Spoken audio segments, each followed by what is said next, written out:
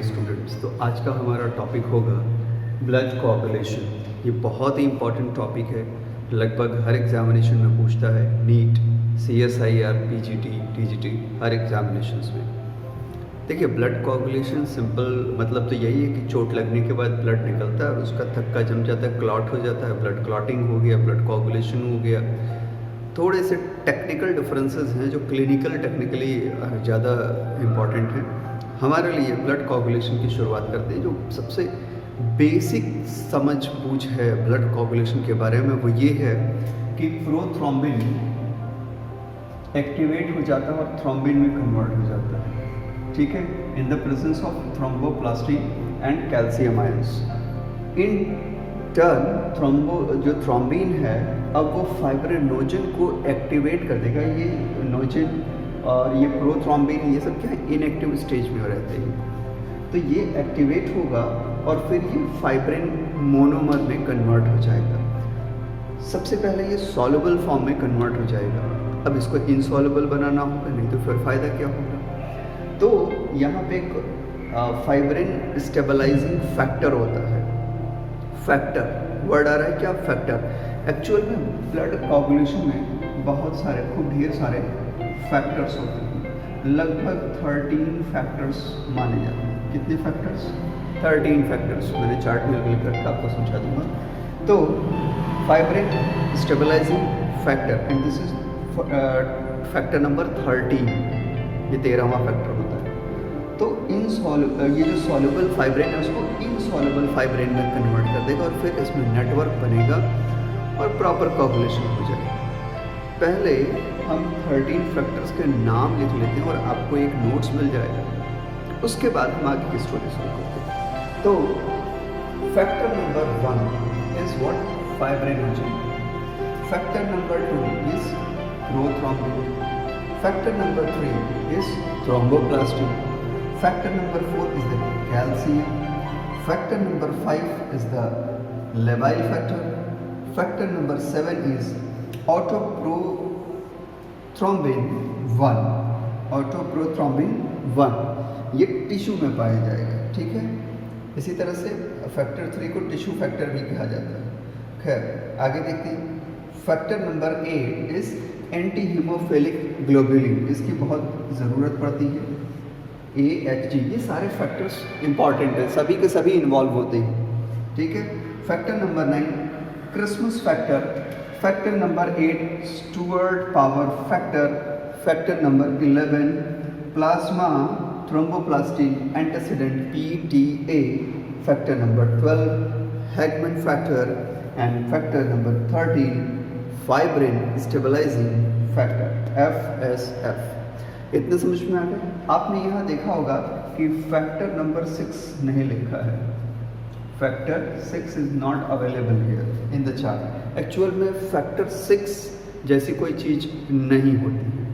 माना जाता है कि जो प्लेटलेट का बेस होता है, फॉस्फोलिपिड्स होते हैं जो वहाँ पे है ना, यही फैक्टर 6 की तरफ वर्क करते हैं। तो फैक्टर 6 एज इट इज़ कुछ भी नहीं होता है। There is no factor 6 as such. ये नाम जरूर याद कर लेंगे। अब यहाँ पे हमें पता है कि हमारे ब्लड वेसल्स जो हैं उसमें ब्लड कोआगुलेट हमेशा नहीं हो जाता है, सिर्फ इंजरी के समय होता है ना। अब मज़ेदार बात यह है कि इंजरी के समय तो वो कोआगुलेट हो जा रहा है, लेकिन जब इंजरी नहीं होती है तो नॉर्मल कंडीशन में वो बिल्कुल फ्लूइड के फॉर्म में, लिक्विड के फॉर्म में है और फ्लो करता रहता है। अब ये क्या बवाल है, नॉर्मल कंडीशन में तो लिक्विड की तरफ फ्लो कर रहा है और नहीं तो फिर वो कोआगुलेट होकर सेमी सॉलिड मास या सॉलिड मास में कन्वर्ट हो जाता है। सेम ब्लड, यही तो ब्लड की स्पेशल क्वालिटी है, ब्लड की स्पेशल प्रॉपर्टी है कि नॉर्मल कंडीशंस में, हेल्दी ह्यूमन बीइंग में, हेल्दी वेसल्स में वो फ्लूइड के फॉर्म में है, लेकिन जैसे ही वेसल में इंजरी होती है सेमी सॉलिड फॉर्म में कन्वर्ट हो जाता है, ठीक है। तो ब्लड कोआगुलेशन को हम समझेंगे, लेकिन पहले हम ये समझेंगे कि नॉर्मल हेल्दी ह्यूमन बीइंग में उसकी जो हेल्दी वेसल्स हैं उसके अंदर ब्लड फ्लो कैसे करता है ना, वो क्यों नहीं कोआगुलेट हो जाता है। There are some anti coagulating agents. पूरे के पूरे एनिमल किंगडम की अगर बात करें तो कुछ इनवर्टिब्रेट्स में, कुछ वर्टिब्रेट्स में, फिर पर्टिकुलरली ह्यूमन बीइंग में, है ना, उसको भी मैं लिख देता हूँ। एंटीकोगुलेंट्स की 5 क्लासेस होती हैं। There are 5 classes of anticoagulants, जिसमें से सबसे पहला होता है वो डीकैल्सिफाइंग एजेंट होता है, जो बहुत कॉमन प्रैक्टिस में होता है, ऑक्सीलेट और साइट्रेट, जिसको टेस्ट ट्यूब में डाल देने के बाद जो हमारा ब्लड होता है, जब उसको हम टेस्ट ट्यूब में डालते हैं तो फिर वो कोगुलेट नहीं करता है, नहीं तो नॉर्मली वो क्या करेगा, कोगुलेट हो जाएगा। दूसरा क्लास होता है एंटी प्रोथ्रोम्बिन्स का, जो प्रोथ्रोम्बिन्स के अगेंस्ट काम करेंगे, है ना। एंटी प्रोथ्रोम्बिन्स जिसमें हिपैरिन और डेकामेरॉल, जिसमें से हिपैरिन की बात करें तो हिपैरिन तो बहुत ज़्यादा कॉमन है हमारी बॉडी में भी। Third one anti thromboplastin. Anti thromboplastin की एग्जांपल्स हैं प्रोटामीन्स एंड हिस्टोन्स। फोर्थ क्लास होता है इसमें एंटी थ्रोम्बिन्स, जो सीधे थ्रोम्बिन पे वर्क करें। प्रोथ्रोम्बिन से अगर थ्रोम्बिन बन गया तो उसके अगेंस्ट वर्क करते हैं ये, जिसमें से हिपैरिन, हीरोडीन एंड थायोल डेरिवेटिव्स हैं। हिपैरिन बहुत ही कॉमन है। अच्छा, हिपैरिन एक पॉलीसेकेराइड है, ये तो आपको पता ही है। ऐसा पॉलीसेकेराइड जो SO4 ग्रुप यानी सल्फेट SO4 क्या करता है, इस जो पॉलीसेकेराइड है उसको एस्टरिफाइड कर देता है, तो इस तरह से हिपैरिन बन जाता है। और हेरोडीन के बारे में तो आप जानते ही हैं। हेरोडीन वही वाला है जो जोंक में पाया जाता है, ठीक है, यानी ब्लड को क्लॉट नहीं होने देता और आसानी से अपना फंक्शन करता है। सो हेरोडिनेरिया ग्लोबोसा आप लोगों ने पढ़ा होगा, ठीक है, हेरोडीन्स हो गए। तो ये फोर्थ क्लास हो गई इसकी। और जो 5वीं क्लास है वो है एंटीफाइब्रिनोजेंस, न्यूट्रल सॉल्ट्स और KMNO4। तो ये बहुत ही इंपॉर्टेंट नोट्स हैं, इसको प्लीज़ स्क्रीनशॉट कर लीजिए, फिर आगे बढ़ते हैं। तो इंजरी होने के बाद, चोट लगने के बाद 2 तरह के मैकेनिज्म फॉलो होते हैं। हमारे जो रप्चर्ड ब्लड वेसल्स हैं, या वो पार्ट जहाँ पे डैमेज हुआ है, जहाँ से ब्लड निकल रहा है, तो 2 तरह के पाथवे में, एक पाथवे है इंट्रिंसिक पाथवे और दूसरा है एक्सट्रिंसिक पाथवे। इनट्रिंसिक पाथवे जो होता है वो ब्लड प्लाज्मा के इंट्रिंसिक फैक्टर्स, यानी ब्लड के इंट्रिंसिक फैक्टर की वजह से जो पाथवे बनता है वो पूरा कैस्केड बनता है, जो पर्टिकुलर कैस्केड जिसको हम कह सकते हैं कि कोगुलेशन कैस्केड या क्लॉटिंग कैस्केड होता है, वो इंट्रिंसिक पाथवे है। और एक्सट्रिंसिक पाथवे में टिश्यू फैक्टर इन्वॉल्व हो जाते हैं। ये थोड़ा शॉर्ट होता है, फास्ट होता है, ठीक है। चलिए दोनों में डिफरेंस भी समझ लेते हैं। इंट्रिंसिक पाथवे में क्या होगा कि फैक्टर 12, जो कि हैजमैन फैक्टर भी कहा जाता है, इसलिए मैंने फैक्टर पहले लिखा दिया है। फैक्टर 12 जो कि अभी इनएक्टिव फॉर्म में है, सरफेस कांटेक्ट में आने के बाद एक्टिवेटेड, जहाँ पे A लिखा है ये सभी एक्टिवेटेड है, यानी वर्किंग है, तो एक्टिवेटेड फॉर्म में कन्वर्ट हो गया। अब ये एक्टिवेटेड फैक्टर 12 फैक्टर नंबर 11 को एक्टिवेट करेगा, फैक्टर नंबर 11 को एक्टिवेट करेगा। In turn activated factor 11 now activate the factor 9। तो फैक्टर 9 जब एक्टिवेट हो जाएगा तब असली रिएक्शन शुरू होगा। यानी ये अभी तक तैयारी चल रही थी, अभी तक क्या हो रहा था, पीछे की प्रिपरेशन चल रही थी। अब ये जो फैक्टर 9 है, जो कि एक्टिवेटेड फैक्टर 9 है, अब ये फैक्टर 10 को एक्टिवेट करेगा along with the factor 8, then phospholipids and factor 4 that is calcium.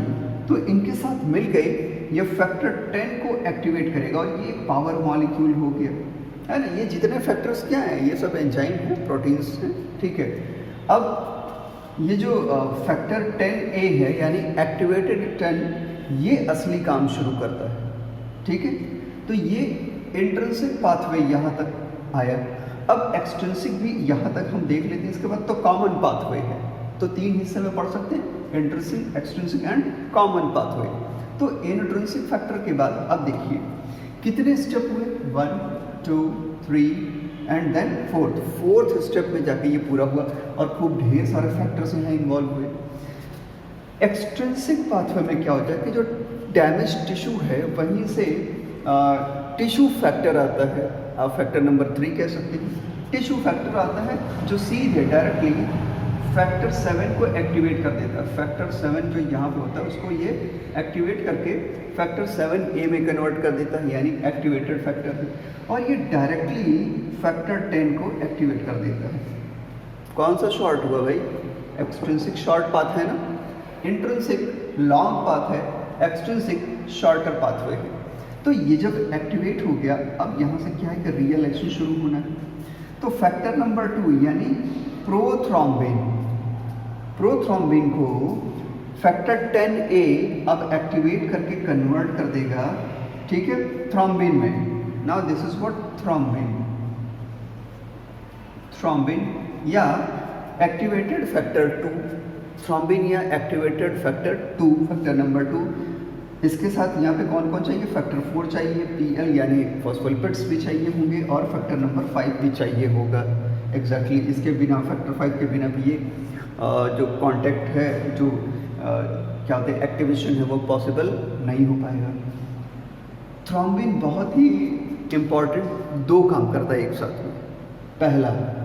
पहला इसका जो बेसिक फंक्शन है वो ये है कि फैक्टर नंबर 1 या फाइब्रिनोजन को एक्टिवेट कर देता है और फैक्टर नंबर 1 को 1A में कन्वर्ट कर देता है, दैट इज फाइब्रिन। किस में कन्वर्ट कर देगा? फाइब्रिन, यानी fibrinogen is now converted into fibrin monomer. Fibrin monomer is required for the blood coagulation. वहाँ पे जो प्लेटलेट्स है उसको बाइंड करने के लिए हमको फाइब्रिन मोनोमर चाहिए, ये बाइंडिंग का काम करेगा।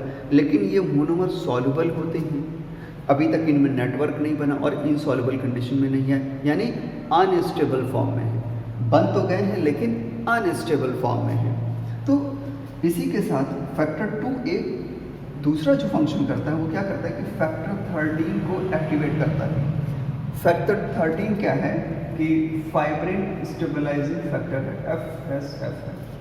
तो जब ये एक्टिव हो जाता है तो factor 13A act on the fibrin, that is 1A, and now convert this 1A यानी फाइब्रिन जो कि अभी तक सॉल्युबल फॉर्म में है, ये सॉल्युबल हो जाता था, now convert this soluble fibrin into insoluble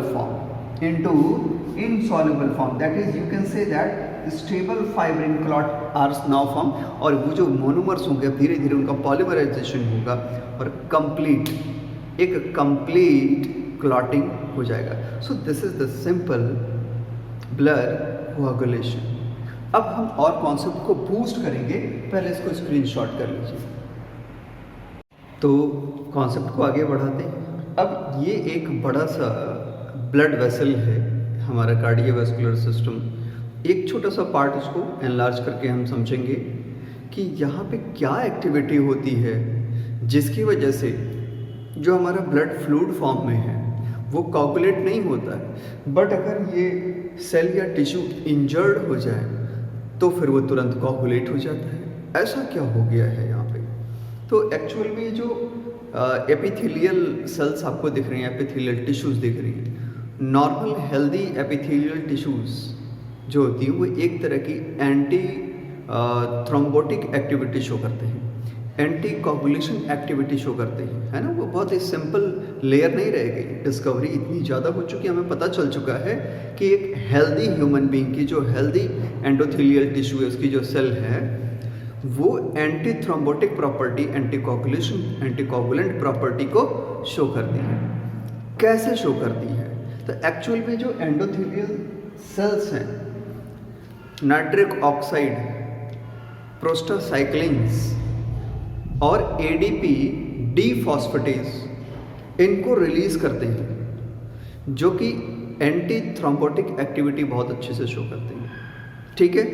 इसके अलावा ये जो एंडोथेलियल सेल्स हैं इन पे थ्रोम्बोमॉडुलिन, इसके अलावा और भी बहुत सारे प्रोटीन्स उसके सरफेस पे देखे जाते हैं, इसकी एक्टिविटी को फाइंड आउट करते हैं। समझते हैं कि नॉर्मल जो ब्लड वेसल है वो कैसे है एक्चुअली में वर्क करती है, क्योंकि जब नॉर्मल एक्टिविटी पता चलेगी तब पता चलेगा हमें, तब हम ये समझ पाएंगे कि चोट लगने पे या एब नॉर्मल कंडीशन में क्या चेंजेस आ जाते हैं।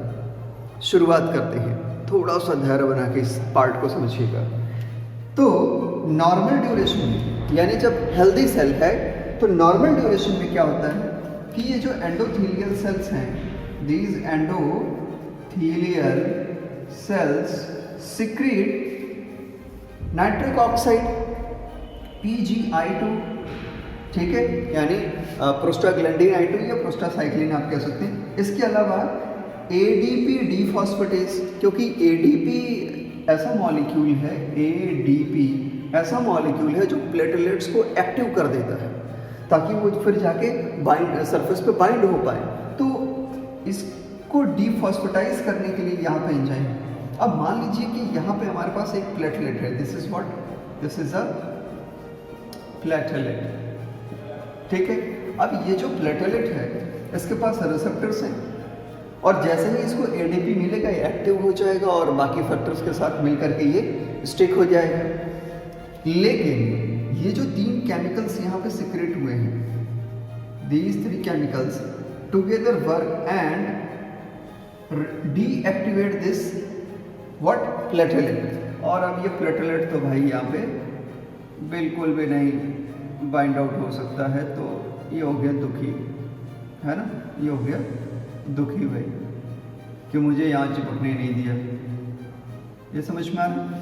यानी कुल मिला के ये तीनों केमिकल्स किस तरह का फंक्शन प्रोवाइड कर रहे हैं, ये तीनों मिल करके एंटी प्लेटलेट एजेंट की तरह काम कर रहे हैं। प्लेटलेट को यहाँ कहीं भी एक्टिवेट हो करके सरफेस पे बाइंड नहीं होने दे रहे। तो पहला कॉन्सेप्ट तो ये हुआ। दूसरा, अब ये जो एंडोथेलियल सेल है ये कुछ स्पेसिफिक टाइप के प्रोटीन्स को भी डिजाइन करती है, बनाती है, जिससे कि ये फर्दर फंक्शन कर पाए। अब क्या है भाई, तो आप ये देख रहे हो, ये बहुत ही स्माइली फेस है ग्रीन कलर का। This is what heparan sulfate, this is what heparan sulfate. आप लोगों में से जिसने भी पढ़ रखा है वो तो समझ गए होंगे भाई। थ्रोम्बिन 3, एंटी थ्रोम्बिन 3, AT3 मैंने शॉर्टकट में लिख दिया है। This is what anti thrombin 3। Anti thrombin 3 normally heparan sulfate के साथ जब इसके सरफेस पर प्रेजेंट होता है तो एंटी थ्रोम्बिन 3 एक्टिव रहता है। और ये क्या एक्टिविटी कर रहा है, यू कैन सी डायग्राम है, ऐसे कट करता है, तो थ्रोम्बिन को डिस्ट्रॉय करता है। साथ ही साथ एक्टिवेटेड 10A फैक्टर को भी, एक्टिवेटेड 10th फैक्टर को, एक्टिवेटेड 9th फैक्टर को ये पूरी तरह से डिस्ट्रॉय करता है। तो ये लोग जैसे बात है कि खुश तो नहीं होंगे। आपने देखा कोई भी activated coagulation factor including thrombin also यहाँ पे बिल्कुल भी फंक्शनल नहीं रह सकते हैं।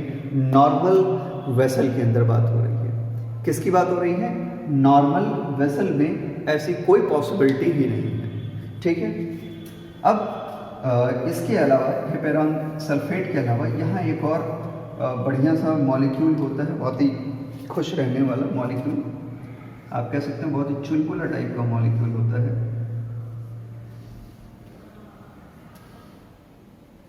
आप कह सकते हैं थ्रोम्बोमॉड्यूलिन, मॉड्यूलेट कर देगा, मॉड्यूलेशन करेगा, किसमें, थ्रोम्बिन, यस। और ऊपर जो टी शेप है, ये जो टी बना हुआ है, ये क्या थ्रोम्बिन मॉलिक्यूल है। थ्रोम्बिन मॉलिक्यूल नॉर्मली क्या करता है, कोगुलेशन करता है, लेकिन जब इस नॉटी मॉलिक्यूल यानी थ्रोम्बोमॉड्यूलिन के साथ ये एक्टिविटी करता है, थ्रोम्बोमॉड्यूलिन उसको क्या करता है, मॉड्यूलेट करता है, उसको चेंज कर देता है, उसकी बुद्धि खराब कर देता है भाई, है ना, उसका नेचर ही चेंज कर देता है।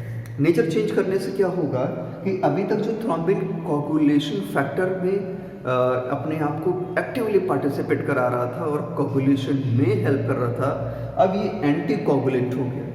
जो पहले प्रो कोगुलेटिंग एंजाइम की तरह वर्क कर रहा था वो एंटी कोगुलेटिंग एंजाइम की तरह वर्क करने लगा और एंटी कोगुलेशन एक्टिविटी में आया। इन टर्न इसने क्या किया, थ्रोम्बिन ने अपने आप को चेंज कर, मतलब इसके प्रभाव में, किसके प्रभाव में, मॉड्यूलिन के प्रभाव में आके thrombin is now going to be change. And now this naughty molecule, why it smiles? Actually he knows that I have completed my work, मैंने अपना काम कर दिया, बाकी तो थ्रोम्बिन खुद ही कर लेगा, है ना। तो वो थ्रोम्बिन जो कि अभी तक कोगुलेशन कर रहा था, अब उसने एक प्रोटीन जिसको कि सी प्रोटीन कहते हैं, the green colour protein is what? C protein is what? C protein. तो सी प्रोटीन को इसने एक्टिवेट किया और सी प्रोटीन ने इन टर्न क्या किया, एक्टिवेटेड फैक्टर 5 और एक्टिवेटेड फैक्टर 8 दोनों को क्लीन कर दिया भाई साहब, सफा चट, मतलब कि उसका क्लीवेज कर दिया। तो देखा यहाँ पे इस थ्रोम्बोमोडुलिन ने किया क्या, थ्रोम्बोमोडुलिन ने खुशी खुशी ब्रेन वॉश कर दिया, है ना, कि भाई जाओगे कहाँ, रहोगे तो यहाँ, है ना। तो you can see that normal blood vessel, इनकी जो एंडोथेलियल सेल्स हैं ये क्या करते हैं, ये किसी भी तरह से किसी भी कोगुलेटिंग एजेंट को सरफेस पे बाइंड नहीं होने देते हैं, कोगुलेट नहीं होने देते हैं, उनको दूर रखते हैं। एंड दैट्स वाई हमारा जो ब्लड है वो फ्लूइड फॉर्म में ही प्रेजेंट रहता है। क्या होता है कि वो सॉलिड या सेमी सॉलिड फॉर्म में कन्वर्ट नहीं हो पाता है। यहाँ पे जितने भी एक्टिवेटेड फैक्टर्स हैं वो कहीं ना कहीं से डिस्ट्रॉय कर दिए जा रहे हैं।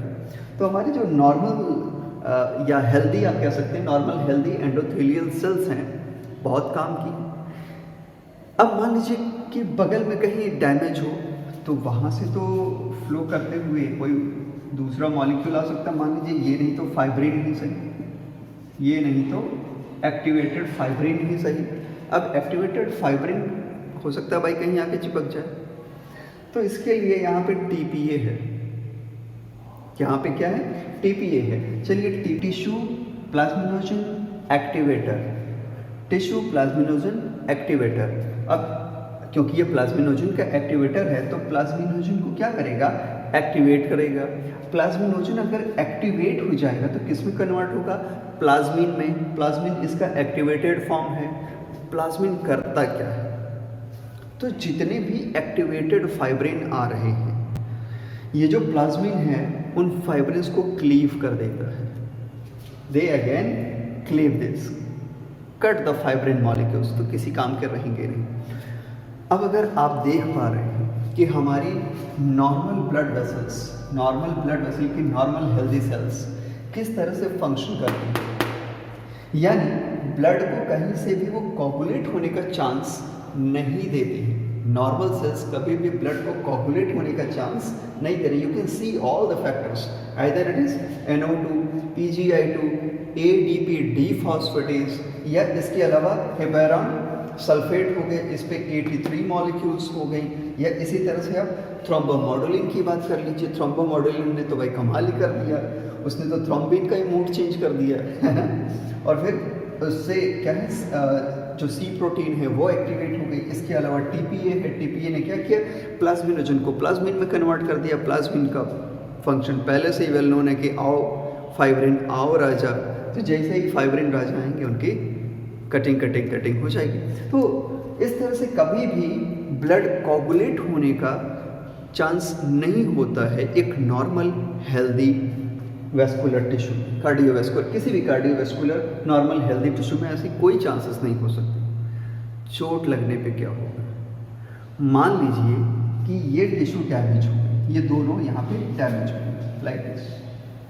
अब ये जो मैंने फैक्टर्स बनाए हैं, ऐसा नहीं कि ये इसी सेल पे प्रेजेंट होगा, इस सेल पे होगा, नहीं।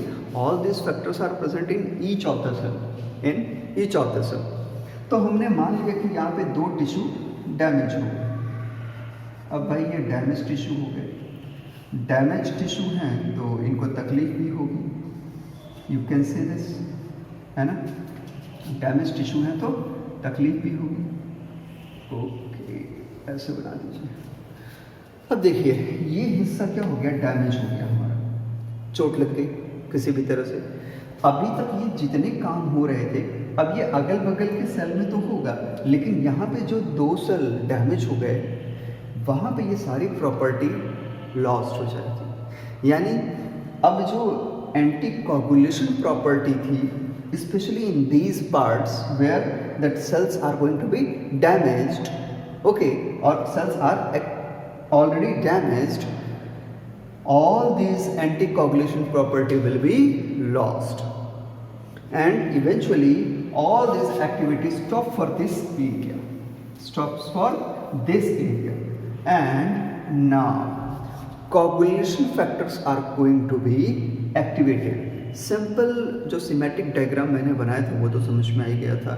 अब थोड़ा सा और आगे चलते हैं कि ये कैसे बनेगा, कैसे यहाँ पे फिर से कोagulation होना शुरू होगा। ओके, तो टिश्यू इंजर होने के बाद जब ब्लड निकलना शुरू होता है, ब्लड का फ्लो होता है, तो सबसे पहले जो सबसे फर्स्ट स्टेप होता है वो क्या होता है भाई? वैसो कंस्ट्रिक्शन होता है। वैसो कॉन्स्ट्रिक्शन है ना। नॉर्मल कंडीशन में वैसो डायलेशन हो रहा था, बट चोट लगने पे क्या होगा? वैसो कंस्ट्रिक्शन होगा। कैसे कैसे हो सकता है? देखिए, पहले तो वैसो कंस्ट्रिक्शन क्या होगा, जैसे यहाँ पे चोट लगा तो यहाँ पे कुछ न्यूरॉन्स भी तो होगी, देयर आर सम न्यूरॉन्स, है ना।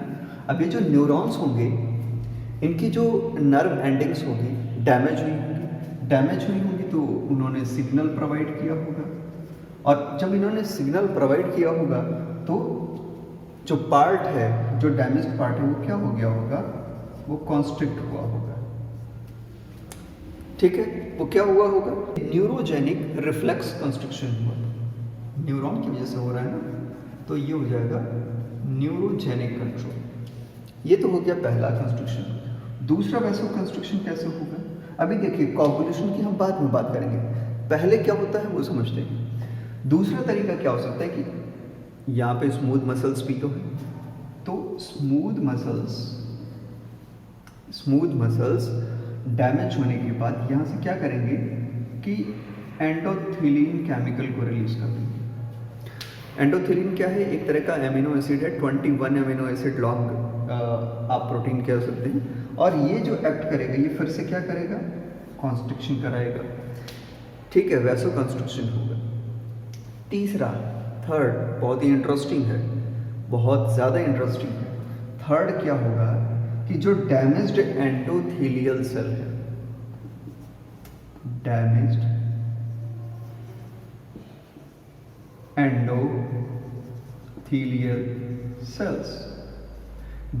एंडोथेलियल सेल से आप पहले तो याद करिए कि हेल्दी एंडोथेलियल सेल से क्या निकलता था। हेल्दी एंडोथेलियल सेल्स क्या सिक्रेट करते थे? NO and PGI2, NO and PGI2 याद है, जो कि क्या करते थे? प्लेटलेट को भगाते थे, एंटी थ्रोम्बोटिक एक्टिविटी शो करते थे।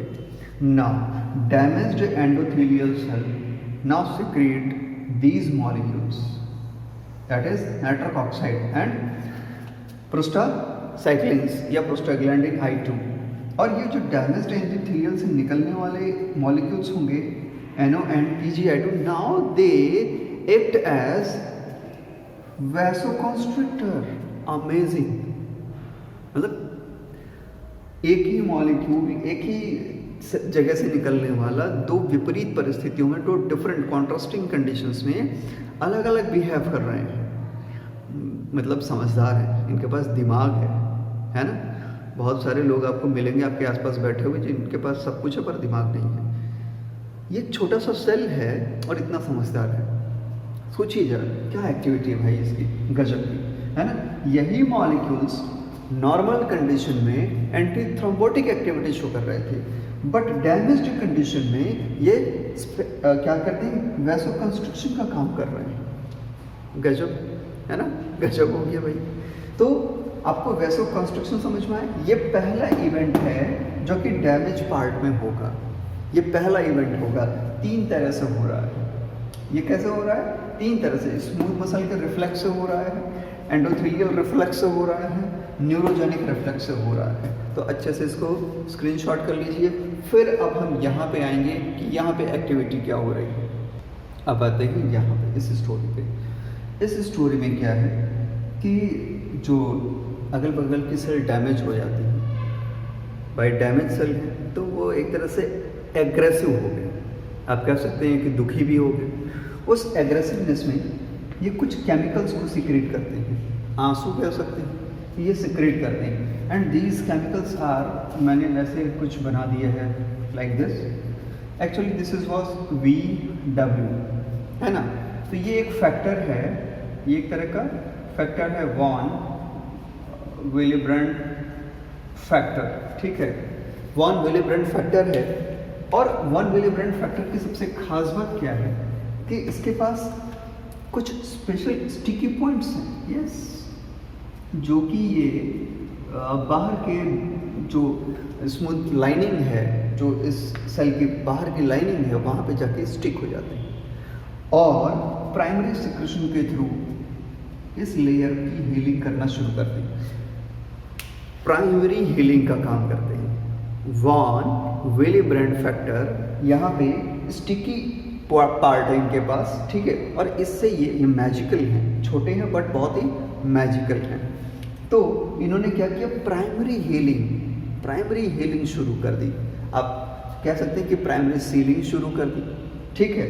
और इनके ऊपर वाले पार्ट में स्पेसिफिक रिसेप्टर साइट्स पे प्रेजेंट हैं, जो कि ये हमारा प्लेटलेट है, मान लीजिए दिस इज व्हाट प्लेटलेट। और इसके सरफेस पे क्या होते हैं भाई, इसके सरफेस पे हमको पता है रिसेप्टर्स प्रेजेंट हैं, है ना। अब क्या है कि मान लीजिए कि ये इस area in the particularly damaged part, what happens, the anti platelet activity will be lost, anti thrombotic activity will be lost. If it comes to this portion, this will actually stick here, this will actually stick here, in this particular fashion this will stick here, with the help of what, with the help of their, yes, receptors, with the help of their receptors। तो इनके particular receptor की वजह से ये stick हो जाते हैं। जब ये पहली बार, फिर से समझिए, प्लेटलेट पहली बार इस सरफेस पे आके चिपका है किसी दूसरे सरफेस पे, this process is called platelet adhesion. Platelet adhesion वो प्रॉपर्टी है जब प्लेटलेट किसी दूसरे सरफेस पे आके चिपक रहा है, ये समझ में आया। अब जब ये यहाँ पे आते हैं तो साथ ही साथ इसमें बहुत सारी एक्टिविटी शुरू होती है, इसमें बहुत सारे एक्टिविटी शुरू होती है, जिसमें से पहला फैक्टर, जो पहली एक्टिविटी शुरू होती है, उसको हम कहते हैं प्लेटलेट एक्टिवेशन, ठीक है। तो प्लेटलेट एडहेशन के बाद प्लेटलेट एक्टिवेशन। प्लेटलेट एक्टिवेशन कैसी एक्टिविटी है, तो आप ये देख रहे हैं, ये सरफेस है, सरफेस पे क्या है भाई, हर एक सरफेस में यहाँ पे वॉन विलिब्रेंड रिसेप्टर्स हुए। जब ये वॉन विलिब्रेंड रिसेप्टर्स यहाँ पे रिसीव हुए तो इन्होंने एक पर्टिकुलर मैसेज देना शुरू किया प्लेटलेट को।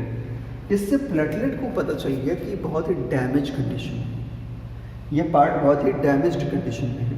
और डैमेज कंडीशन में है तो अब देखिए कि ये जो नॉर्मल प्लेटलेट है वो किस तरह का फंक्शन करना शुरू करता है। तो ये जो नॉर्मल प्लेटलेट है इसकी एक्टिविटी चेक कर लेते हैं।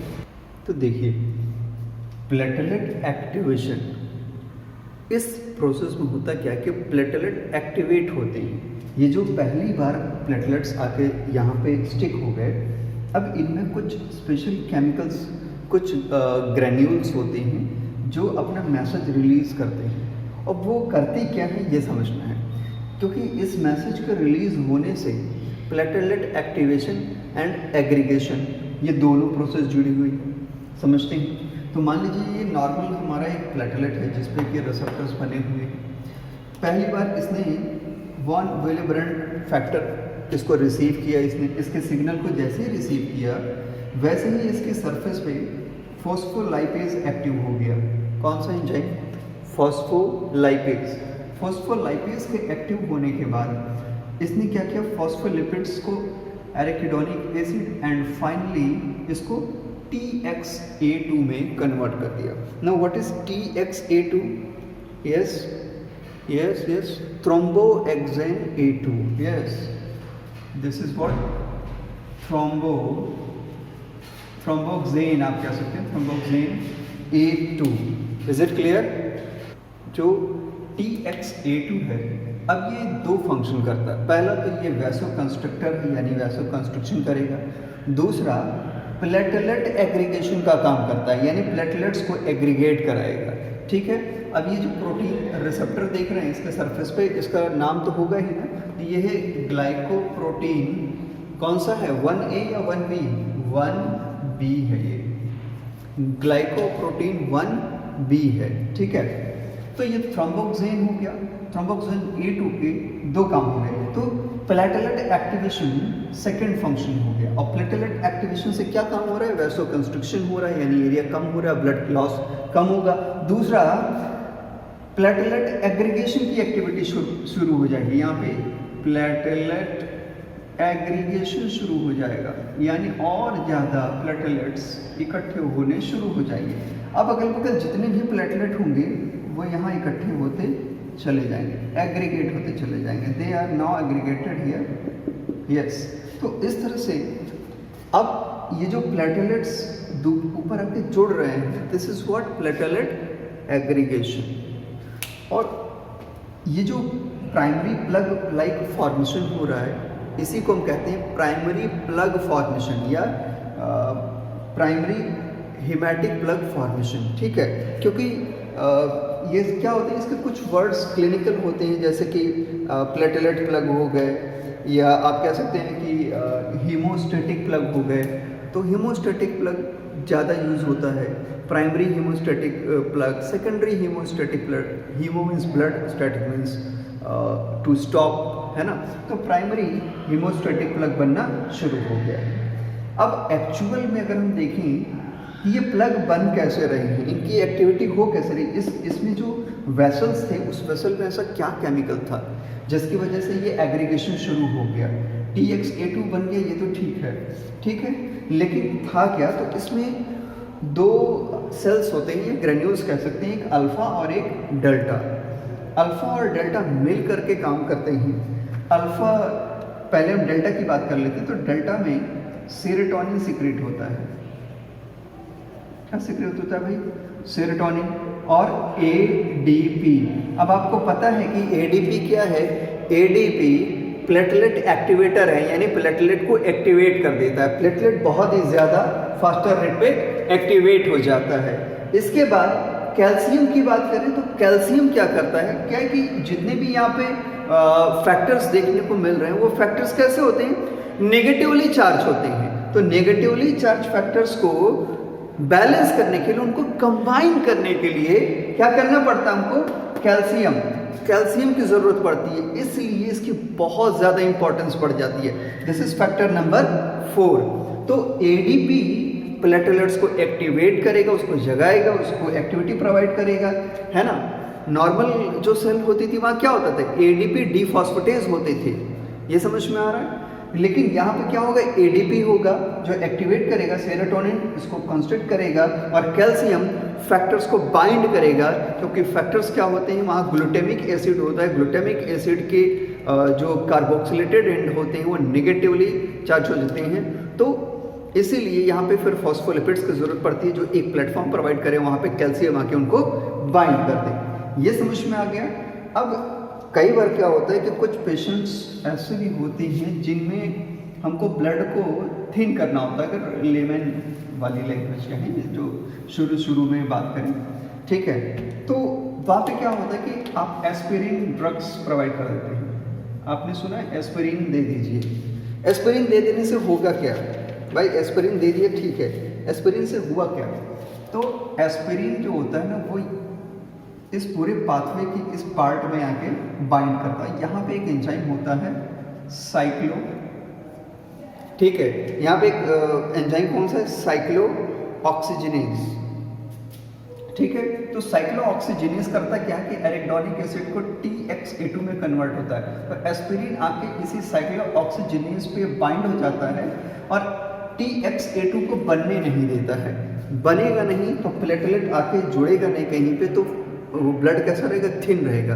तो ब्लड को थिन करने के लिए कहते हैं कि एस्पिरिन दे दीजिए। कुछ और भी ड्रग्स हैं वो बिल्कुल यही फंक्शन करते हैं। अब यहाँ पे अल्फ़ा ग्रेन्यूल्स भी तो थी, इनको क्यों भूल गए? अल्फ़ा ग्रेन्यूल्स जो होते हैं, अल्फ़ा ग्रेन्यूल्स अपने आप में एक बहुत ही इम्पॉर्टेंट सेंटर है, क्योंकि नॉर्मली ये हमने पढ़ा है। अब क्या होता है कि आपने सुना तो होगा कि विटामिन के बहुत ही इम्पॉर्टेंट है, ठीक है, हम इस पे भी आते हैं। पहले इस अल्फ़ा की बात कर लेते हैं। तो अल्फ़ा से कोगुलेशन फैक्टर्स निकलते हैं जो कि कोगुलेशन में हेल्प करेंगे। फाइब्रिनोजन जो कि फाइब्रिन में कन्वर्ट होगा। अब ये ग्रोथ फैक्टर्स नॉर्मली कहते हैं क्या लीवर में बनते हैं, लेकिन यहाँ भी बहुत ज़्यादा अमाउंट में कंसनट्रेटेड फॉर्म में पड़े होते हैं। जो तीसरा सबसे इम्पॉर्टेंट चीज़ है जो कि अल्फ़ा अपना रोल प्ले करेगा, वो क्या है? PDGF, यानी प्लेटलेट डेराइव्ड ग्रोथ फैक्टर्स। फिर से समझिए ये क्या है? ये है platelet derived growth factors. Platelet derived growth factors का फंक्शन क्या है कि ये ग्रोथ फैक्टर्स यहाँ बेस पे वर्क करते हैं और सेल्स को इनिशिएट करते हैं कि ये जल्दी से ग्रो करें और एटलीस्ट नीचे की मेम्ब्रेन की हीलिंग कर दें। उसके बाद फिर कॉमन मेम्ब्रेन्स जो एंडोथेलियम है वो बननी शुरू हो जाएगी। तो ये इनका बहुत बड़ा फंक्शन है, नीचे की स्मूथ मसल्स की लाइनिंग को कंप्लीट करा देता है और फिर धीरे धीरे क्या होगा, ये सेल्स की ग्रोथ को प्रमोट करेगा। तो ये बहुत इंपॉर्टेंट फंक्शंस थे, चाहे वो डेल्टा हो चाहे अल्फा हो। अब विटामिन क्या है? विटामिन के की अगर बात करें तो इतना इंपॉर्टेंट क्यों हो जाता है कोगुलेशन में? क्योंकि यहाँ पे जो कोगुलेशन फैक्टर्स हैं और साथ में हम क्या कह रहे हैं, कार्बोक्सिलेटेड गामा कार्बोक्सिलेशन की बात कर रहे हैं। विटामिन के बिना ये पॉसिबल ही नहीं होगा कि गामा कार्बोक्सिलेशन एंड्स सही से बने। यानी इस कोगुलेशन फैक्टर में जो सबसे इंपॉर्टेंट फैक्टर्स हैं उनको कंप्लीट होने के लिए विटामिन के की ज़रूरत है और इसलिए ये बहुत ज़्यादा इंपॉर्टेंट हो जाता है। ठीक है, ओके। तो धीरे धीरे अब ये नंबर्स, प्लेटलेट के नंबर्स यहाँ पे बढ़ते चले जाएंगे, एग्रीगेशन होता चला जाएगा और फिर क्या होंगे आप देख रहे हो, फाइब्रिनोजेंस, और फिर यहाँ पे फाइब्रिन मोनोमर्स ऐसे बनेंगे और यहाँ पे फिर फैक्टर 13A फंक्शन करेगा और फाइब्रिन मोनोमर्स को इनसॉल्युबल फॉर्म में कन्वर्ट करेगा और प्लग बना देगा। Now this is what secondary haemostatic plug.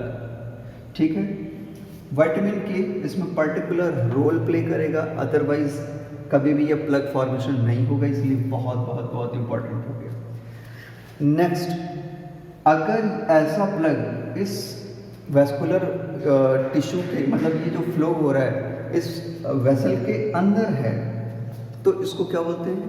Thrombus. क्या बोलते हैं? थ्रोम्बस। लेकिन यही प्लग अगर इसके बाहर बना होता तो इसको बोलते क्लॉट। क्या हो गया? क्लॉट बन गया। ठीक है, अगर ये पूरा का पूरा मास ये जो बना हुआ है एकदम कंप्लीट टाइटली पैक्ड हो चुका अब तक, है ना, इसके पहले जब तक इसमें फाइब्रिन मोनोमर्स नहीं बने थे तब तक वो लूज था, लेकिन अब ये टाइटली पैक्ड हो चुका है। अब ये पूरा मास अगर यहाँ से डिटैच होकर बाहर निकल जाए, और बाहर निकलने का मतलब इसी ब्लड सर्कुलेशन में रहे, एम्बुलस, ये कंडीशन क्या कहलाती है? एम्बुलस। तो एम्बुलस खतरनाक कंडीशन है। ठीक है, इस तरह से फाइनली जाकर ब्लड क्लॉटिंग पूरी हो जाती है। अब आप सोच रहे होंगे कि यहाँ पे इनट्रिंसिक और एक्सट्रिंसिक कहाँ है? ये तो कुछ और ही मैकेनिज्म हो गया, पता नहीं क्या हो गया। समझते हैं कि यहाँ पे इनट्रिंसिक और एक्सट्रिंसिक कैसे काम कर रहा है। चलिए रिलेट करते हैं। So here now you can see कि एक ब्लड वेसल में, इंजर्ड ब्लड वेसल में किस तरह से इंट्रिंसिक और एक्सट्रिंसिक दोनों ही पाथवे रेगुलेट हो रहे हैं। ऐसा नहीं कि अलग अलग है, बिल्कुल मिल के काम करते हैं। तो लीवर से फैक्टर्स आ गए हमारे सभी, बाकी कुछ फैक्टर्स प्लेटलेट्स में भी हैं, हमने देखा। इंट्रिंसिक पाथवे में क्या होगा कि सबसे पहला जो काम होगा वो 12 फैक्टर नंबर 12 सरफेस कांटेक्ट के थ्रू एक्टिवेट होगा और 12A में कन्वर्ट होगा, यानी activated 12 factor. Activated factor number 12 in turn किसको एक्टिवेट करता है, फैक्टर नंबर 11 को। तो फैक्टर नंबर 11 अब एक्टिवेट हो गया, जो इन टर्न फैक्टर नंबर 9 को एक्टिवेट करेगा। जब फैक्टर 9 एक्टिवेट हो जाता है तो फैक्टर 9 फिर फैक्टर 10 को एक्टिवेट करता है, और ये यहाँ से फिर हमारा नेक्स्ट स्टेप शुरू होता है। अभी तक तो ये इंट्रिंसिक पाथवे की कहानी चल रही थी, अब यहाँ से रियल वर्क होगा, है ना। यानी अभी जो एक्टिवेटेड फैक्टर 10 है, दैट इज 10A, ये प्रोथ्रोम्बिन को थ्रोम्बिन में कन्वर्ट करेगा in the presence of factor 5 PL, that is phospholipids, and calcium, that is factor number 4। अब थ्रोम्बिन क्या है, सुपर एक्टिवेटेड मॉलिक्यूल है, सुपर डिमांडिंग मॉलिक्यूल है। तो थ्रोम्बिन दो काम करेगा। थ्रोम्बिन पहला जो काम है इसका, वो क्या करेगा, फैक्टर नंबर 13 को एक्टिवेट करेगा और 13A में कन्वर्ट कर देगा। दूसरा, फाइब्रिनोजन को यानी फैक्टर नंबर 1 को ये एक्टिवेट करेगा और फाइब्रिन में कन्वर्ट करेगा। अभी जो फाइब्रिन बनी है सॉल्युबल फाइब्रिन है, ठीक है। अब इसके साथ फैक्टर 13A यानी फाइब्रिन स्टेबलाइजिंग फैक्टर जब जुड़ जाएगा तो इनसॉल्युबल फॉर्म में जुड़ जाएगा, और ये फाइब्रिन मोनोमर्स अब इस क्लॉट के ऊपर डिपॉजिट होने लगते हैं, ठीक। दूसरा, एक्सट्रिंसिक पाथवे, इंजर्ड होते ही टिश्यू फैक्टर आया, है ना। टिश्यू फैक्टर यानी थ्रोम्बोप्लास्टिन भी आप कह सकते हो, और उसने फैक्टर 7 को एक्टिवेट किया। फैक्टर 7 डायरेक्टली या तो फैक्टर 9 को जाके एक्टिवेट करेगा या फैक्टर 10 को, ठीक है। दोनों पाथवे यूज करता है, बट कौन सा शॉर्टर है, फैक्टर 10। तो कंपेयर करके देख सकते हैं एक्सट्रिंसिक कितना फायदेमंद है, इसीलिए एक्सट्रिंसिक पाथवे बहुत ही ज़्यादा डिमांड में है, ठीक है। तो इसको एक्टिवेट किया इसने, बाकी प्रोसेस बिल्कुल सेम टू सेम। तो इस तरह से ब्लड क्लॉटिंग का एक बहुत ही अच्छा सा रिलेशनशिप आपने समझा। कहीं भी कोई भी दिक्कत हो, you are free to ask, I am always happy to help you. Thank you very much.